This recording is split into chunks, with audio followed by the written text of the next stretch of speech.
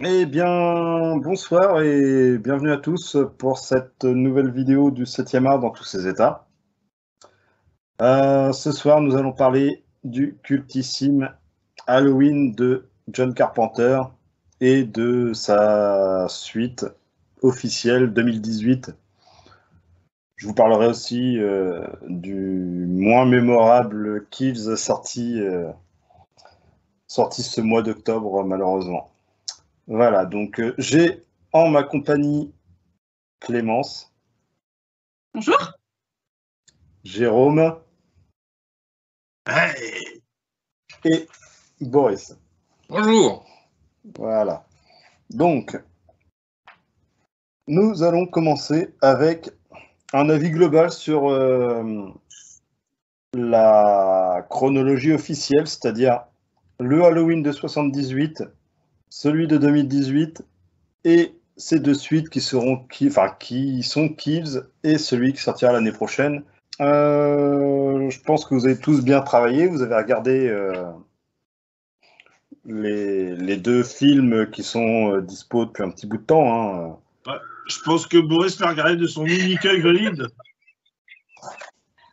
Alors, donc, Clem, ton avis sur cette chronologie officielle? Alors, mon avis. On l'avait vu avec Jérôme il n'y a pas très longtemps. Je crois qu'il y a l'année dernière, je crois qu'on les avait fait pour Halloween. Oui, mais on n'avait pas fait la chronologie officielle. Non, on avait fait Halloween 1, Halloween 2, Halloween 3. Non, pas 3. Halloween 1, Halloween 2, H20. H20. Et on avait fait 2018. 2018. Ne sachant pas qu'il n'était pas dans la chronologie officielle. C'est ça. Donc là, on a vraiment fait ce qu'il faut. Hein. Donc Halloween 78. Et puis on avait aussi fait celui où Jamie Lee Curtis a meurt dès le début. Là. Je sais plus c'est quoi, Résurrection. Ouais, Résurrection, ouais. La suite de H20, quoi. Une bonne bouse. Exact. Donc, vas-y, Clem. Donc là, on a vu Halloween 78 et puis Halloween H40. Hein. Moi, je l'appelle comme ça. Hein. Je ne sais pas trop si on peut dire ça, comme ça. Oui, c'est son nom. D'accord. Donc, le premier, qu'est-ce qu'on peut dire sur le premier? Moi, je l'ai bien aimé, même si on ressent rapidement que c'est un film qui a été tourné il y a longtemps. Ouais. Donc là, on découvre Michel. Parce que dans le film, il l'appelle Michel. On va rester sur Michel. Michel Meyer. Donc, on découvre Michel qui est âgé de 6 ans, qui tue sa grande sœur à coups de couteau déguisée en clown. Et donc là, on part sur la suite. Hein, il s'évade de prison. Il s'évade de prison. Il s'évade de l'asile psychiatrique. De l'asile psychiatrique. Donc, on comprend que ça fait 15 ans qu'il ne parle pas. Si mes calculs sont bons, 15 plus 6 égale 21. Donc, ça veut dire que quand il s'échappe de l'asile psychiatrique, il a 21 ans. C'est ça. Ouais, t'as vu, je trouve la casse, hein. Compte bien. Compte bien. Donc, ensuite, il sort de l'asile. Il va directement dans la ville du meurtre de sa sœur. Hein, Edenfields. Edenfields. J'arrive pas à retenir le nom. Edenfields. J'y arrive pas, voilà. Mon cerveau, il veut pas. Voilà. Pardon. Donc, la série de meurtres, la ville du premier meurtre de sa sœur. Et donc, là, on découvre Laurie. Laurie qui doit déposer des clés dans la fameuse maison l'ancienne maison des Meyers. Pour l'ancienne maison des Meyers. Donc, à la fenêtre, on voit une ombre. On suppose que c'est Michel. Que c'est Michel. Non, mais j'ai dit mal. Franchement, j'ai dit que c'est Michel.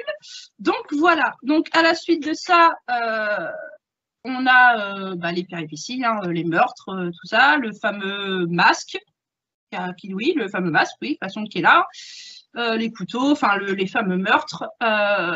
Moi, j'en ai pensé que j'ai bien aimé, parce que c'est un bon film. Même si c'est un vieux film, ça fait pas penser à. On a rigolé rien qu'en disant ça. C'est pas le même style que Evil Dead 61. Il y a beaucoup moins d'effets spéciaux. Il y a beaucoup moins d'effets spéciaux, mais même si le film est assez. Ça joue. Ça joue, même si le film est assez vieux. Les acteurs sont bons. On a quand même des bons acteurs. Oui, ça c'est une différence notable avec Evil Dead aussi. L'ambiance est placée dès le début. Bon, après l'ambiance. Les jeux d'acteurs sont bons, mais moi je trouvais que les VF. Ça gâche, hein. honnêtement, j'ai un petit peu du mal. C'est en dents de scie le doublage, quoi. Le doublage, il est vraiment un petit peu compliqué quand les filles elles se mettent à crier ou les choses comme ça. Doublage d'époque, hein, malheureusement. Ouais, ça fait un peu décrocher au système. Moi, ce qui m'a un petit peu dérangé, c'est dans le premier film, c'est que dès que le méchant arrive, il a sa musique. Oui. Donc, dès qu'on a les notes de musique, ça laisse peu de place au suspense, quoi. On sait qu'il est là. Oui, c'est vrai. Voilà, on sait qu'il est là. Donc, moi, c'est un petit peu ce qui m'a dérangé. Par contre, j'ai pas compris. Ils disent que dans le film, enfin, dans le premier film, Laurie et Michel, donc pas lien de parenté, en fait. Ils sont pas du tout frères et sœurs, en fait.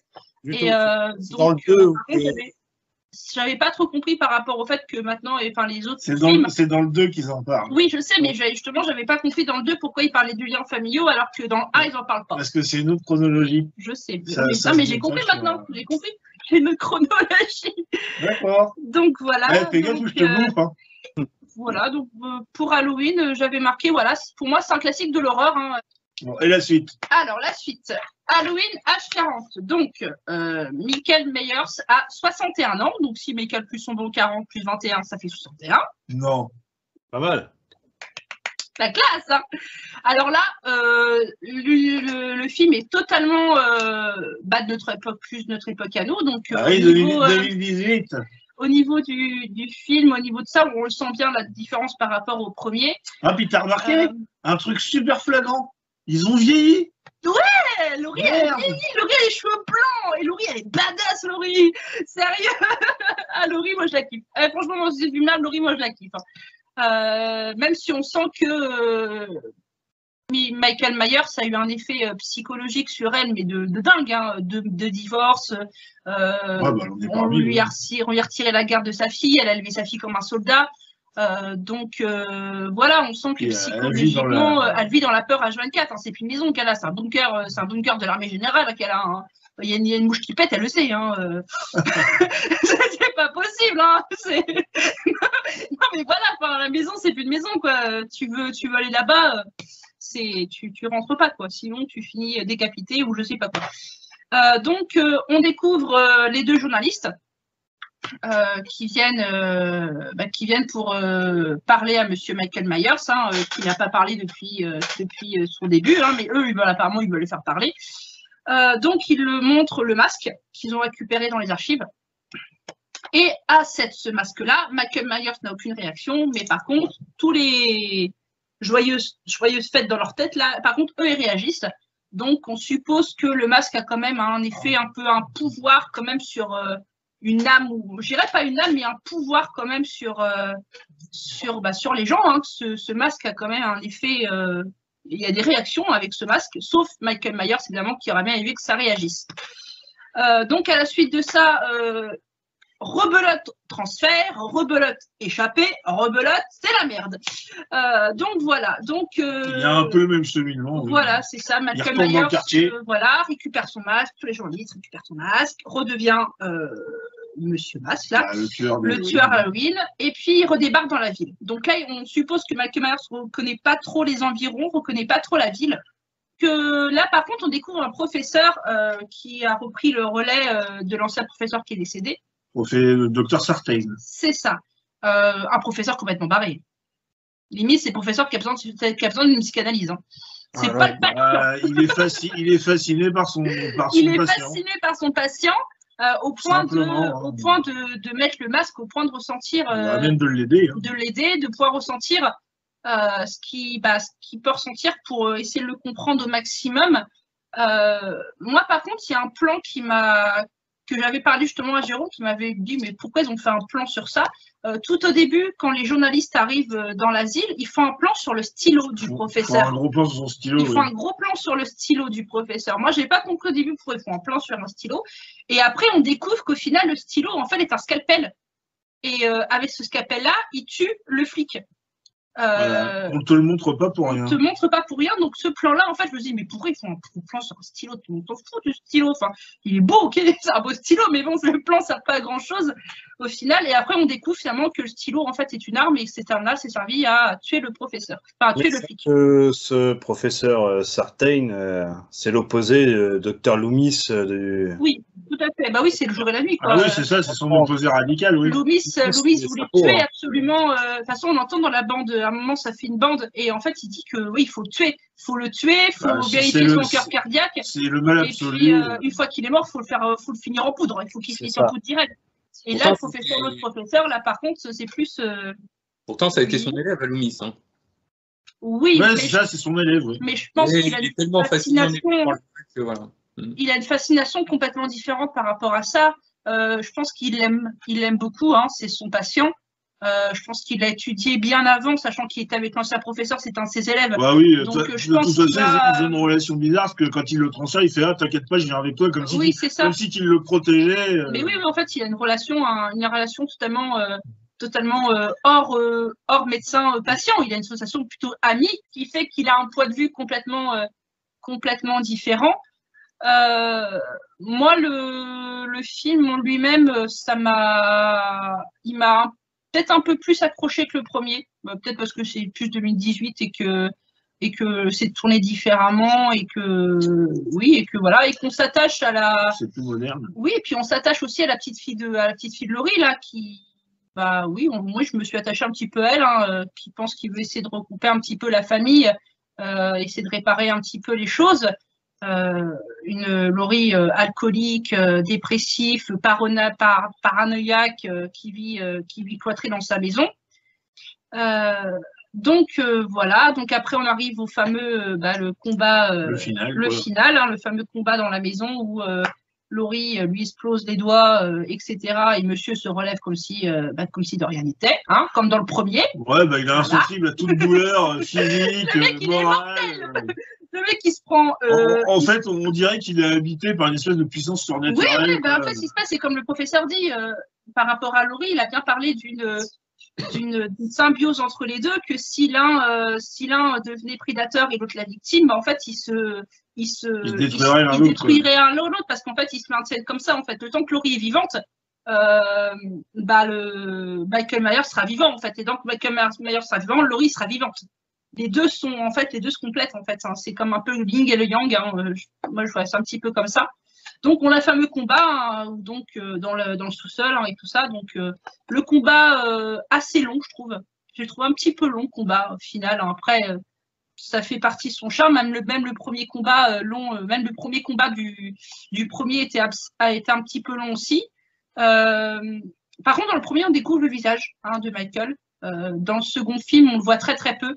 Je trouve que les plans de caméra sont faits de façon à ce qu'on voie une partie, mais qu'on ne voie pas tout. Voilà, qu'on ne voie pas le visage entier, alors que dans le premier, on avait vu, quand Laurie lui tire sur son masque, on avait vu le visage en quelques secondes, mais on avait vu le visage entier. Non, c'est très furtif et plutôt accidentel qu'autre chose. Ils ont gardé le plan, soit resté comme ça. Enfin, moi, je l'ai vu comme ça. Hein. Je ne l'ai pas vu comme une révélation pure dans le premier. Ou alors peut-être juste pour lui montrer qu'il était humain. Ouais. Après, dans le 2018, en effet, on voit un peu plus son visage, mais pas en entier.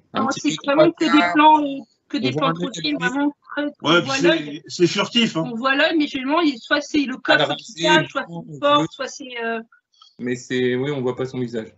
Voilà, donc moi, comme je dis, hein, du premier base, hein, je trouve que Laurie, elle est vraiment badass, hein, malgré le fait qu'elle soit, je pense, du même âge que Michael Myers, hein, elle est vraiment badass. Hein, on sent que Laurie, elle en a sous la chaussure. Hein, elle s'est entraînée, elle a fait sa vie, hein, de façon à ce que elle le tue. Hein, de toute façon, comme elle dit aux flics, hein, moi j'ai qu'une envie, c'est qu'il s'échappe pour que ce soit moi qui le tue. En fait, elle veut que ce soit personne d'autre qui tue Michael Myers, elle veut que ce soit elle qui le tue.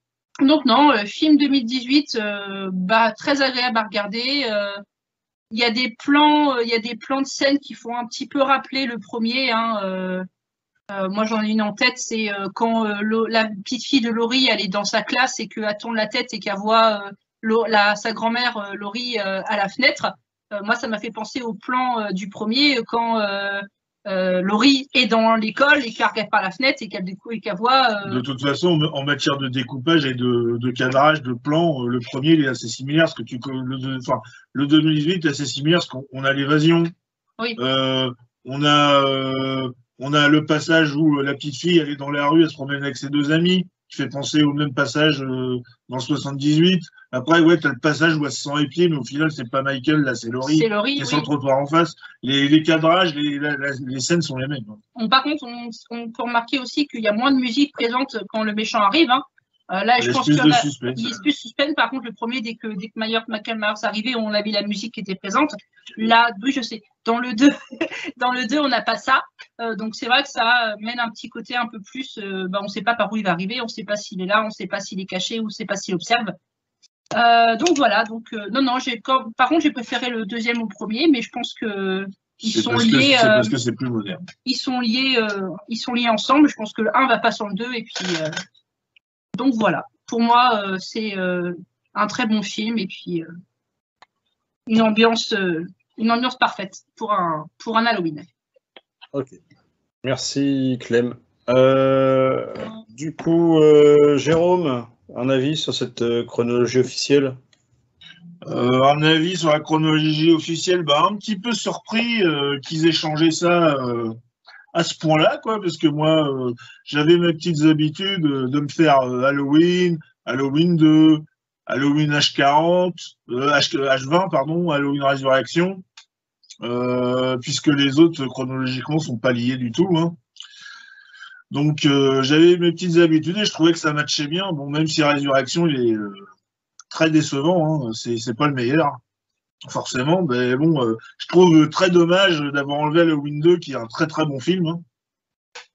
Je le trouve même un petit peu meilleur que le premier d'ailleurs. Question de point de vue. Donc, je suis un petit peu. Ça m'a un petit peu laissé dubitatif et au final, le fait est que ça marche bien. Hein. On est vraiment dans une suite. Hein. Quand on regarde le 2018, qu'est-ce que je peux dire dans le général? Que c'est culte, tout simplement. Hein. Halloween, il t'iconise quand même le Michael Myers avec ce masque de William Shatner, le fameux Captain Kirk de Star Trek. Faut savoir qu'ils ont repiqué le masque pour des besoins, pour des réductions de budget. Ils ont repris un masque qui avait été utilisé sur le tournage de Star Trek. Donc, le personnage, il est iconique. Hein.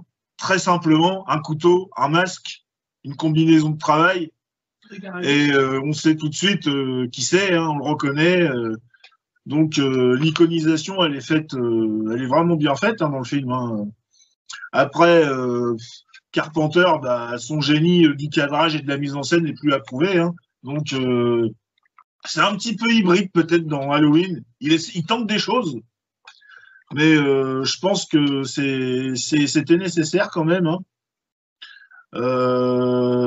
Après, quoi dire d'autre? On sent des inspirations Hitchcockiennes, par exemple, hein, rien que pour le couteau et tout ça. Hein, Puis il faut savoir que de base, Carpenter voulait reprendre l'actrice de La Douche, de Psychose, pour faire Laurie Strode, et puis il s'est rabattu sur Jamie Lee Curtis. Donc il y avait quand même une volonté de coller à ses pairs, hein, un petit peu. Hein. On peut citer des Dario Argento ou des De Palma aussi, hein, dans les influences de Carpenter. Hein, ça se ressent quand même. Hein. Après, quand on le revoit maintenant, oui, c'est vrai qu'il laisse plus trop la surprise, parce que c'est vrai que les musiques sont très présentes. Dès que tu sais qu'il y a Michael, comme Clémence disait, il y a le petit thème musical qui se met en route. Par contre, je trouve que contrairement au premier, au deuxième, on est un peu plus dans le voyeurisme. C'est-à-dire que Michael est souvent en retrait, en train d'observer les gens avant d'aller les tuer. Il fait beaucoup d'observations, comme si il préparait le terrain, ou un espèce de jeu de chat à la souris où il est le seul maître, en fait. Puis ça laisse une certaine tension, parce qu'au final, il est là en train d'observer, mais personne ne le voit. Donc tu te dis qu'il peut frapper à n'importe quel moment en toute impunité, puisqu'il est totalement transparent, quoi. Totalement discret, un peu comme un ninja, quoi. Moi, je trouve qu'il fonctionne très bien. ce film, après, bon, il y a un petit peu de surjeu des moments de la part de certains acteurs. Donc, par exemple, l'acteur qui fait le psychiatre, Loomis, je trouve que l'acteur surjoue un petit peu des moments. Ou alors c'est vraiment la VF qui donne cette impression-là. Hein. Mais moi, c'est pas la première fois que je le vois, ce Halloween 78 de Carpenter, et c'est toujours un plaisir. Hein. Pour moi, c'est un film culte. J'y trouve pas vraiment de défaut. Je trouve en plus qu'il instaure des codes des slashers futurs. Hein. Il a inventé plein de choses hein, qui vont être repris dans Vendredi 13 ou par exemple, hein, on en parlait tout à l'heure, de Scream. Hein. Donc il a vraiment posé, il n'invente pas le genre, mais il en repose certaines bases qui vont être immémorielles pour la suite. Quoi. Donc moi, j'ai pas grand-chose à en dire à part que j'adore et que c'est un film culte, hein, tout simplement. Hein. Après, pour le deuxième, qu'est-ce que je peux vous dire? Donc oui, bah, comme tu dis, hein, tout le monde a vieilli, hein, ça se passe 40 ans plus tard. Hein, Michael Myers, il a 61 ans, mais toujours une force qui l'habite au-delà du réel. Hein, avec son évasion qui est pas aussi spectaculaire, mais qui est quand même rocambolesque, hein, avec tous les fous libérés sur la route et tout ça. Donc bah oui, on retrouve quelques scènes hein, un petit peu similaires hein, de l'évasion de Michael, le plan où la petite fille de Laurie marche dans la rue, puis la salle de cours où il y a cette observation, mais au final c'est Laurie dehors et puis pas Michael. Hein.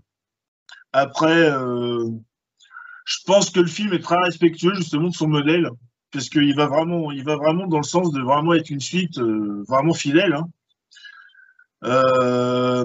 Après, au rang des différences, bah ouais, Laurie, quoi, qui est pour la première fois de la saga, si on prend en compte Halloween 2 aussi et H20, bah, elle est certes névrosée, mais elle est traitée comme un personnage à part entière, et puis aussi comme un personnage fort, quoi, qui est plus une victime, hein, elle est prête à en découdre, et elle attend que ça d'ailleurs, même si elle a la trouille, fatalement elle a la trouille quand ça arrive, mais en tout cas c'est préparé pour ça toute sa vie. Donc le personnage il regagne quand même un niveau d'écriture. Ensuite, après ouais, il y a aussi Michael qui est montré différemment, puisque dans le premier il était là en voyant un petit peu ce côté voyeur, et puis là, moi j'ai trouvé que on le dépeignait un petit peu comme ce que les Américains craignent le plus, quoi, c'est-à-dire la personne qui est dans la foule, qui se balade en toute impunité, parce qu'on le voit, il est dans la rue, il déambule, il passe de maison en maison comme il veut, il marche dans la rue, et en fait, il se met à tuer, quoi, le tueur de masse, quoi. C'est un petit peu la hantise des Américains, et là, je trouve que Michael Myers, il est personnifié dans cette phobie, quoi. C'est lui qui la représente, quoi. Ce mec qui se balade parmi vous et qui à tout moment peut péter un plomb, quoi, et se mettre à tuer tout le monde. Je pense que là, on l'a vraiment. Hein. Ensuite, bah ouais, j'ai bien aimé le personnage de Sartaigne, hein, qui est à contre-courant de Loomis, hein, justement, hein, complètement obsédé par son patient, hein, avec une relation plus ou moins bizarre. Bon, après, je trouve que le personnage est quand même pas assez exploité parce qu'il meurt quand même très vite et puis on n'a pas le temps d'en apprendre plus, quoi. Après, bon, au rang du bémol, bah, les personnages secondaires, hein. Le mari de la fille de Laurie, hein, il est totalement anecdotique. Le petit copain de sa petite fille est totalement anecdotique, alors qu'on voit plusieurs scènes avec lui, mais même avec le mari, hein, mais on nous les développe pas plus que ça. Un gros regret, le couple de journalistes, quoi. Ils servent à rien au final, à part mettre le pied à l'étrier du scénario, mais ils se font tuer aussi sec. Bon, après, je note aussi de très beaux cadrages, genre des meurtres en arrière-plan, des moments. Il y a un moment où on voit vraiment Michael tuer quelqu'un, mais en arrière-plan, il n'est pas au premier plan le meurtre, il est en arrière-plan. Tu peux le louper hein, si tu n'es pas attentif à ce moment-là. Donc il y a une belle inventivité dans les cadrages et la mise en scène. D'ailleurs, les meurtres, ils sont assez travaillés. Hein. Ils sont même très viscérales hein, dans l'ensemble. Hein. Ça rigole pas. Hein. Michael, il y va. Hein. Il fait pas semblant. Donc, moi, je trouve que ça reste une bonne suite. Hein, parce que ça iconise autant le personnage de Laurie que de Michael. Après, ouais, en bémol, je pourrais aussi citer le final que j'ai trouvé un peu mou du genou. et justement qui dénote avec la viscéralité et la brutalité des meurtres que Michael commet tout le long du métrage. Je trouve que la fin, elle est quand même en deçà. C'est beaucoup moins violent, c'est beaucoup moins brutal, voire même c'est un peu chiant à regarder, ça traîne trop en longueur, ça tire trop, et il n'y a pas assez d'action au moment où il devrait y en avoir. C'est un petit peu mon bémol avec l'écriture de certains personnages qui ne servent à rien, quoi, qu'on a juste mis là histoire de combler un cahier des charges un peu. Dans l'ensemble, moi je trouve que c'est une bonne suite qui passe bien, c'est cohérent, ils ont prêté attention aux détails pour pas qu'il y ait de quiproquo. Donc j'ai passé un agréable moment en voyant le cultissime de 78 et en revoyant pour la deuxième fois celui de 2018 que j'avais pas revu depuis. Donc pour moi, pas de bémol, nickel. Ok, merci Jérôme. Boris, toi, t'en penses quoi de ce petit duo de films Le premier 2018, la même chose que mes deux camarades. En revoyant le premier, j'avais oublié comment Jamie Lee Curtis était jeune. Très jeune. Il était jeune, voilà. Et oui, bon, un peu difficile peut-être à revoir, en effet, pas mal vieilli, mais plaisant tout de même. Hein. Et oui. puis, voilà, donc pas grand-chose à rajouter par rapport au reste. Et puis le 2018, moi je l'ai vu en fait en ayant fait tous les films en fait, bon, sauf les deux remakes de Rob Zombie. Donc c'était ton premier visionnage, quoi. Pour la plupart finalement, parce qu'en fait je les avais vus un peu de manière éclatée. Voilà. Ouais, bon, on va dire que j'ai fait un peu comme toi au fur et à mesure des années. Je les ai vus comme ça quand ils sortaient, et il y en a que tu veux jamais revoir. Hein. Et il y en a du coup, que j'avais pas vu et que je voudrais jamais revoir d'ailleurs. Exactement. Donc le fameux 3. Ah oui, celui-là. Mais qui finalement, ça m'a servi pour apprécier encore d'une autre manière ce fameux 2018, parce qu'il y a tellement, en fait, c'est un hommage à l'ensemble des films Halloween. Il y a pas mal de clins d'œil, de lieux et d'anciens personnages vus. Alors, je sais plus si c'est dans le premier, mais bon. Dans le 2018, il rentre dans une maison à un moment pour tuer une espèce de grand-mère qui a un jambon sur la table. On voit, en fin de compte, déjà, peut-être, donc sa mère, sûrement à l'époque, dans le 78. Alors, je sais plus si c'est dans le premier ou le 2, du coup, puisque dans le Halloween 1 ou 2. Mais on l'a déjà vu avec une grand-mère qui coupe son jambon, avec le père assis à table et tout ça. Et lui, le Halloween 2, il se passe exclusivement dans un hôpital. Alors, c'est dans le premier où justement, il vient chercher un couteau dans cette cuisine-là sans que la mamie qui coupe son jambon se retourne 2 secondes, boum, il lui pique le couteau. Et donc là, il repasse par cette maison-là. Oui. Sûrement la fille donc, de cette dame-là de l'époque qui est en train de couper son jambon, qui a les mêmes bigoudis que sa mère, etc. Exact. C'est vrai, putain, maintenant que tu me dis, oui. Par exemple, voilà. On voit même des gamins courir, soir d'Halloween, les gamins sont déguisés et certains portent les masques de Halloween 3 qui sont fabriqués. Ah ouais. C'est d'avoir fait le marathon en très peu de temps. Enfin, on garde en tête tellement de choses. Le 3, c'est frais dans ta tête, quoi. Que du coup, il y a des images qui restent et des clins d'œil du coup dans le 2018 qui sont quand même. Le 3, c'est intéressant en plus. Ouais, et puis t'as pas envie d'y retourner le 3. Je comprends que moi mais bon, voilà. Tu vois, c'est intéressant quand même de savoir que le mec a été consciencieux dans sa réalisation et sa fidélité. Regarde. Non, mais donc du coup, il y a plusieurs clins d'œil comme ça aux épisodes précédents. Et par contre, oui, Laurie Strode est très, comment dire, elle est badass, mais je trouve qu'elle a trop un look de vieux hippie et le caractère de Sarah Connor, quoi. C'est une Sarah Connor, quoi, la nana. Oui. Mais c'est peut-être un hommage appuyé aussi, hein. Ça m'a fait penser, voilà. Bon, ça m'a un petit peu gêné parce que c'était pas le caractère que j'attendais d'elle.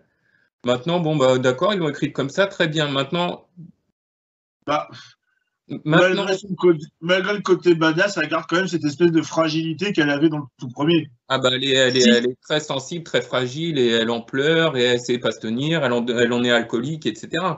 Voilà. En revanche, j'ai pas compris, moi, c'est sa fille. Sa fille qui a été élevée justement en tant que tueuse. Ouais. Oui, On peut dire qu'il l'a Ouais. depuis sa plus tendre enfance, ça se cachait même dans le... fonction l'a créée quand elle avait 12 ans, en fait. Moi, je trouve le personnage un peu foiré, quoi. Pourquoi il n'y a que à la fin, trop tardivement, qu'elle se rebelle. qu'elle se rebelle. Combien de fois je l'ai traité dans le film en le regardant, en disant mais réveille-toi, cocotte, t'es quand même enfin la fille de Sarah Connor, quoi, tu vois. Bah, oui. Parce que peut-être que dans un sens, elle disait que sa mère est une malade mentale et qu'elle l'a jamais vraiment cru, quoi. Ouais, mais dans le combat final, malheureusement, on le ressent pas et ça arrive trop tard. Tu sais très bien que l'humain doute toujours des choses avant qu'il l'ait sous les yeux. C'est vrai. Non, mais ça, on l'entend. Mais elle n'est pas... même mais dans c'est trop soudain. C'est trop soudain, c'est pas travaillé, quoi. Et en plus, ce passage-là est trop soudain et trop tardif pour moi. Non, puis, parce que même quand elle est prévenue par la police... de Noël qu'elle met pour Halloween. Ouais. Parce que Noël à Halloween. Même quand les flics viennent les chercher pour dire on vous met dans la maison de votre mère, à ce moment-là, pour se dire putain, elle avait raison, il s'est vraiment échappé, il va revenir. Et même là, jusqu'au dernier moment, comme tu dis, elle est toujours dans le doute, elle est toujours dans la contradiction, jusqu'au moment où elle est en haut de l'escalier. Ou même elle se fait passer pour victime et jusqu'au moment où elle dit non, je t'ai eu, boum. Ouais. Bon. Et d'ailleurs, je tiens à remarquer que quand même, il bute son mari, elle, on n'a rien à péter. Hein. Mais rien n'a pété. C'est vrai. Rien n'a pété. Son mari, il sort. Laurie lui dit non, reste dans la maison, il est en train de se faire tuer. Balek. Elle sort Balek. Oui. Total. Moi, je te dis, il y a une mauvaise écriture sur certains personnages, donc ils auraient dû mettre une autre personnage. Franchement, c'est une grosse déception, quoi. Grosse déception. Bon, après, voilà, non, le film est quand même sympa, plus actuel, forcément, des nouveaux standards visuels. Et puis, très bon moment, c'est sûr, comparé à d'autres épisodes, mais ça, c'est une autre histoire. Okay. On va dire que les scènes de meurtre, quand Michael est lâché en ville, elles sont cool, quoi. Tu retrouves cette espèce de brute, épaisse viscérale, là, très brutale. Oui, et puis bon, on y pense à cet homme masqué qui erre dans la rue, couteau à la main, et où personne ne le calcule. Ouais, personne ne le calcule, alors que tout le monde va savoir que c'est lui. Hein. Tout ça, ce côté-là est assez effrayant, finalement, avec le recul, ouais. Ouais, c'est-à-dire qu'en fait, il est tellement banal, qu'il est tellement... Après, est-ce que c'est pour iconiser encore plus le personnage, c'est-à-dire qu'en fait, il est tellement rentré dans la culture populaire qu'on ne le remarque pas, en fait. Certainement. Il passe comme un costumé d'Halloween. Ouais. Tout le monde l'aurait, entre guillemets, oublié jusqu'à ce moment-là, quoi, en fin de compte. Soit il y a un oubli, soit il y a une iconisation du personnage qui fait que... Après, sachant qu'il est quand même dans la ville où il a commis ses meurtres, c'est quand même de mauvais goût de se déguiser en Michael Myers. Désolé. Ouais, c'est 40 ans après. Ouais, c'est 40 ans après, c'est vrai. Je pense que bon, ça peut... oui, il peut y avoir prescription, oui. Voilà. J'entends bien. Je trouve que dans le film, on ne met pas en avant sa force. Parce que Michael Myers, c'est quand même un type qui soulève un homme d'une main. Dans 78, d'une main, mec qui déterre dans le même dans le 2018, attends, il te fait des broyages de cervicales. Dans le 2018, il déterre quand même la plaque tombale de sa sœur, qui est une plaque, je suppose, en granit, quelque chose qui doit être hyper lourd à porter à lui tout seul, hein, parce qu'il est tout seul dans son combat, entre guillemets, et on découvre cette fameuse plaque en granit dans la chambre de je sais plus qui, comment elle s'appelle, j'ai un trou de mémoire, la blondinette et les cheveux bouclés là, Miss Permanente, Annie, voilà. Et donc c'est pas dans le 2010, c'est dans le 78. Oui, c'est dans le premier, dans le premier où elle est, la plaque tombale est sur le lit et que Annie est posée en croix. Tu l'imagines, toi, dans la rue, que personne l'a tilté avec ça. Avec sa plaque tombale. Non, mais moi, je suis pas une plaque tombale, c'est énorme. Enfin, le poids, c'est du granit, c'est plein. Ou alors, il est passé par les jardiniers des gens. Il a passé la plaque, il a sauté la barrière. Je trouve que ce côté-là, surnaturel, force nucléaire, Et oui, voilà, c'est ça. Je trouve que dans les deux films, elle est soit bien travaillée, soit moins. Bah, je sais pas, je trouve qu'elle est. Il a un côté surhumain et surnaturel. Oui, il résiste à 10 balles, enfin, il résiste à un chargeur de 8 balles, il résiste il résiste un couteau dans le ventre, il résiste l'aiguille à tricoter dans la carotide. Il résiste à une chute de balcon, il résiste l'œil, il résiste une chute de balcon, il résiste à tellement de choses surhumaines que au final, tu l'as dit toi-même. Dans le 2018, il attrape Laurie à travers la porte, il défonce une porte qui doit quand même être blindée. Vu comment elle est parano, je suppose qu'il doit y avoir une putain d'épaisseur de bois plus du métal entre deux. Il défonce ça comme ça, il est en train de l'étrangler. Elle a le fusil à pompe. Elle lui décoche 3 doigts. La main, ouais. Il bouge pas, quoi. Non, il n'y a rien. Il reste stoïque et il continue sa petite avancée morbide, quoi. Comme si qu'il ressentait rien, quoi. C'est ça. Ouais, il est inhabité, le personnage, à part par un désir meurtrier c'est comme la scène de fin. Hein. Désolé si je spoil par son, voilà, mais quand la scène de fin, quand ils sont bloqués dans 2018, c'est plus du spoil. Quand ils sont bloqués dans le sous-sol du H40, quand ils crament, ils s'en foutent. Il reste stoïque, quoi. Le mec, il est en train de cramer sur place. Il crame en faisant la tête à Boris. C'est ça. Voilà, c'est ça. Il regarde dans l'air. Il regarde dans l'air, mais moi, je sais pas, moi, ça me fait cette force-là, en fait, cette force surhumaine, on dirait. Ce caractère inflexible. Ce caractère inflexible, cette force surhumaine, même moi, dans les deux films, elle m'a fait halluciner, quoi. Parce que le mec de 61 ans, il parle coucou à une main, et puis il lui crache le bras, quoi. Enfin, il lui crache le cou, quoi. Donc, 61 ans, papy, il a encore des bras. Pourtant, il n'est pas musclé. On voit au niveau de sa carrure qu'il n'est pas. Enfin, il n'est pas bodybuildé. Il est massif, hein, quand même. Hein. Non, mais c'est sous-exploiter sa force surhumaine, en fait. C'est trop. En fait, il l'exploite à un moment et pas à un autre, alors qu'il devrait, quoi. Oui, voilà, c'est ça. Donc, c'est quand ça les arrange. C'est un petit peu dommage que ça soit travaillé comme ça, quoi. Quand il éclate la tête du mec d'un seul coup de pied, bon, là, il l'exploite. Par contre, quand il se bat, qu'il attrape le pied dans les escaliers à la fin de la gagne. Ouais, il devrait la tirer. Il a du mal. Si tu te rappelles, dans 78, quand il s'évade de l'hôpital psychiatrique, il casse une vitre à une main. Mais il met pas un grand coup. Il met pas un grand coup. Si tu regardes bien la scène, il fait juste ça. Il pose la main sur la vitre et il la brise pas, mais il l'éclate, quoi. Elle se fêle de partout. Et tu te dis, mais putain, il a la main en Kevlar, le mec, quoi. Ouais, non, mais il a cette force-là, mais qui, du fait qu'elle n'est pas souvent montrée, exploitée, on l'oublie, en fait, et tout d'un coup, boum, de manière parfois, oui, injustifiée. Tout sans trop qu'à la fin, faut qu'il crève, quoi. Bon. C'est un peu le problème c'est les aléas de beaucoup de films. On peut faire le même reproche. En général. On peut faire le même reproche à Jason Voorhees, qui est quasiment immortel, et puis à la fin, il se fait baiser connement. Limite, il va prendre des balles dans la tronche, ça va l'impacter, alors que 1h30 avant, il s'en foutait, quoi. Ouais. Moi, je vais vous donner quand même mon avis, parce que ça, c'est quand même une saga qui me tient beaucoup à cœur aussi. Bien sûr. 78, pas grand-chose à dire, à part que c'est cultissime. Moi, je me rappelle que tous les ans, limite avec mon père, on se faisait les 6 premiers films, parce qu'il n'y avait pas encore H20 qui était sorti, donc on avait les 6 premiers en VHS. Donc au moins une fois l'année, on se faisait le marathon des 6 films.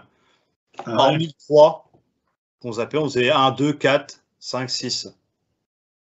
Même, et après, du coup, il y a H20 qui est sorti, et ainsi de suite, la résurrection.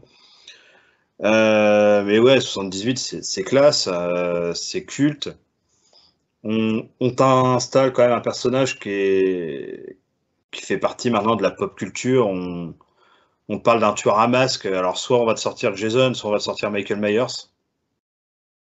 Ouais, ou le Ghostface. Hein. Moins Ghostface. Enfin, après, voilà, il est plus récent. Donc, il ressort quand même. Hein. Je pense que c'est les 3 principaux. Voilà. Les musiques, la musique d'Halloween, composée par John Carpenter lui-même. Exact. Parce que faut pas oublier qu'en plus d'être un réalisateur, c'est un musicien. Ouais, et puis elle matche bien la musique. Hein. Voilà, donc c'est simple, il y a quoi? Il doit y avoir 4-5 notes grand max. Et voilà, Ouais, le thème de. Elle est efficace. Et voilà, c'est efficace. On l'utilise encore plus de 40 ans plus tard, donc Ouais. c'est que c'est efficace et que ça a plu. Après 78, on lui reproche des fois une certaine simplicité scénaristique, mais il ne faut pas oublier qu'il a été écrit en une semaine, je crois. Alors là, je saurais te dire. Et il a été coécrit avec Deborah Hill, qui est une des productrices. On lance aussi. Écrit à 80 en 7-8 jours, hein, pas plus. Oui, il me semble qu'ils avaient dû réécrire, ou enfin, il y avait quelque chose dans ce genre. Il y avait le premier scénario allait pas, ils ont viré l'équipe scénaristique et ils ont réécrit avec Deborah Hill. À 80, ouais, en 7-8 jours, très rapide, quoi. Dans une chambre d'hôtel, il me semble, ils se sont enfermés et ils ont écrit, ils ont rushé et ils ont sorti. Voilà. Ils se sont surtout focus sur la mise en situation. C'est ça. Et on installe Laurie Strode, hein, qui est quand même un personnage iconique aussi. Exact. Premier grand rôle d'une actrice qui va devenir une grande actrice, Jamie Lee Curtis. Hein. Oui. Donc, une petit bout de femme, mais qui au final incarne bien le personnage. On sent toute sa fragilité tout le long du film de 78. Hein, c'est vraiment. On sent que c'est une jeune fille qui est gentille, tout le temps serviable, aimable, prête à tendre la main. C'est ça, et puis on sent que son désir premier, c'est de protéger les enfants qu'elle garde. Hein, parce qu'au final, au début, elle en a quand même qu'un seul à garder. Elle se retrouve avec la petite fille à garder parce que Annie a des envies un peu plus adultes. Elle aille voir Paul. Il y a Popol qui l'attend. Elle a les hormones qui travaillent, elle a Annie. Hein. Ouais. Elle est mignonne, la petite Annie. Hein. La petite Annick, tout le monde deux fois. Elle nous fait une petite chanson, la petite Annie d'ailleurs. Oh Polo, oh Polo. Ah oui, c'est vrai. Oui, c'est vrai. Donc, on les cite, les scènes de nude, un petit peu par-ci par-là. Ouais, c'est du soft. Tu vois un boobs de temps en temps. Non, mais c'est tellement gratos, quoi. Et au final, il n'y a pas tant de morts que ça hein, dans ce Halloween 78, hein, à part le mec à qui il récupère la tenue de travail, je suppose. On ne le voit pas, on revoit juste la bagnole.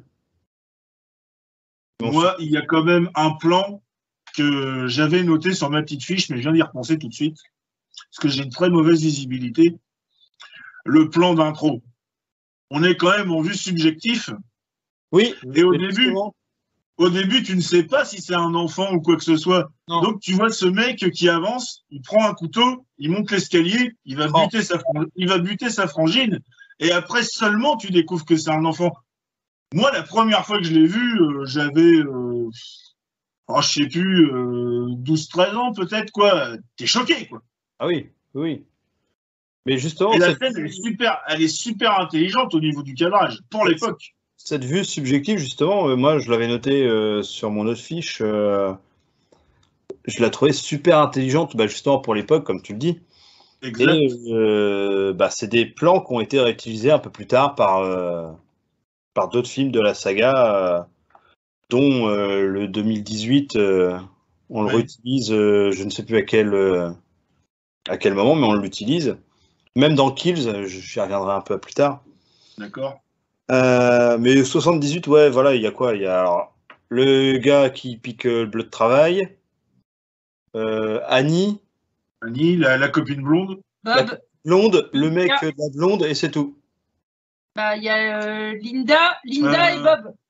Il y a aussi le mec à qui il a piqué le pick-up, Loomis, et puis Loomis le retrouve mort à côté. Enfin, Loomis retrouve le pick-up, mais tu vois le cadavre en amont, en premier plan. C'est le gars à qui il a piqué le bleu de travail. Planqué dans les forêts, quoi.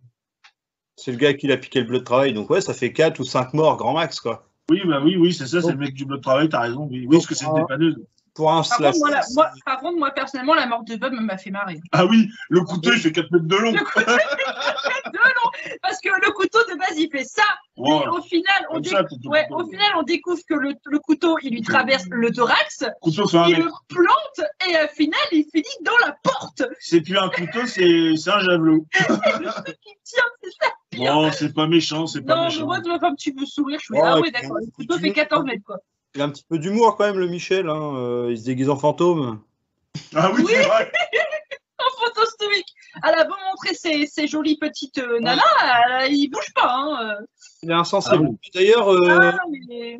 en asile, il a appris comment à conduire? Parce que aucune idée. au final, à un moment donné, le médecin lui dit on lui a peut-être appris à conduire dans nos propres locaux. Donc, Ah oui, c'est vrai qu'il se pose la question. Il dit oui, mais comment il a appris à conduire s'il n'est jamais sorti de l'asile? Il a fait bah, peut-être que c'est à l'asile qu'ils lui ont appris ça. Puis là, tu te fais non, mais arrête tes conneries. Après, peut-être dans les asiles, il y a des bibliothèques. Peut-être qu'il a appris à lire, à conduire dans un livre. Ouais, c'est comme le mec qui prend un avion. T'inquiète pas, j'ai le manuel. C'est bon. Je sais pas, peut-être dans les bibliothèques, dans les qu'il y a des bibliothèques. C'est vrai que c'est à noter que c'est un peu gros. C'est très peu sanglant. Non, il n'y a pas beaucoup de sang. Très, Même très peu pas de sang. beaucoup. Dans le 2, il y en a plus. C'est plus moderne. Et